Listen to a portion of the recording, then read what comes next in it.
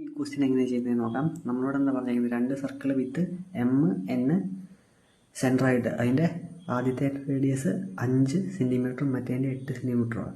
പിന്നെ എന്താ പറഞ്ഞിരിക്കുന്നത്, 2 സർക്കിളും കൂടെ ഒരു സ്ഥലത്ത് മീറ്റ് ചെയ്യുന്നുണ്ട്. അപ്പോൾ മീറ്റ് ചെയ്യുന്ന പോയിൻ്റ് പേരെന്താ, ടി എന്നാണ്.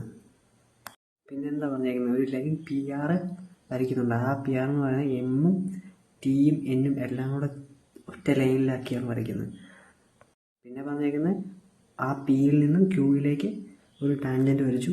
അതിൻ്റെ ലെങ്ത് എന്ന് പറഞ്ഞാൽ 12 സെൻറ്റിമീറ്റർ. അതുപോലെ ആറിൽ നിന്ന് എസ്സിലേക്ക് വേറൊരു ടാൻജൻറ്റ് വരച്ചു. അതിൻ്റെ ലെങ്ത് എന്ന് പറഞ്ഞാൽ 15 സെൻറ്റിമീറ്ററാണ്. എന്നിട്ട് നമ്മളോട് ചോദിച്ചേക്കുന്നത് എന്താ, ആ പി ആർ എന്ന് പറഞ്ഞ ലെങ്ത്ത്, ഫുള്ള് ലെങ്ത്താണ് നമ്മളോട് ചോദിച്ചേക്കുന്നത്.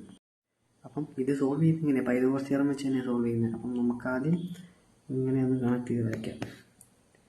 ഇങ്ങനെ വരയ്ക്കാം സെൻറ്ററിലേക്ക്, ഇവിടെയും ഇങ്ങനെ വരയ്ക്കാം.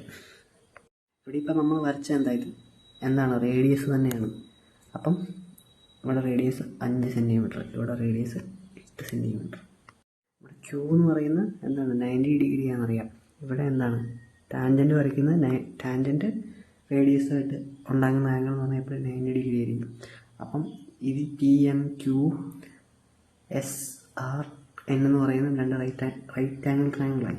റൈറ്റ് ആംഗിൾ ട്രയാങ്കിൾ ആണെങ്കിൽ നമുക്ക് എന്താ നേരിട്ട് ട്രിപ്ലറ്റ് അപ്ലൈ ചെയ്യാം. 5, 12 ബാക്കി ഏതാ ഒരു സൈഡ് വരുന്നത്, അത് 13. അപ്പോൾ ട്രിപ്ലറ്റ് കാണാതെ ഇതുപോലെ കുറേ പഠിച്ചു വയ്ക്കുകയാണെങ്കിൽ നമുക്ക് എന്താ പെട്ടെന്ന് ആൻസർ കണ്ടുപിടിക്കാൻ പറ്റും. അപ്പോൾ ഈ പി എം എന്ന് പറഞ്ഞ ലെങ്ത്ത് 13 കിട്ടി.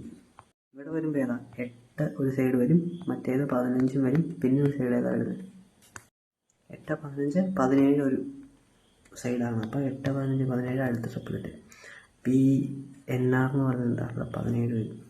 ഇനി എന്താ ഇതെല്ലാം കൂടെ അങ്ങ് കൂട്ടിയാൽ മതി പി ആറിൻ്റെ വാല്യൂ കിട്ടാൻ. 13, 5 കൂടെ കൂട്ടുമ്പോൾ 18, 18ഉം 8ഉം കൂടെ കൂട്ടുമ്പോൾ എത്രയാണ് 26, 26, 10, 36, 36, 7, 43 ആൻസർ വരുന്നത്. Option B.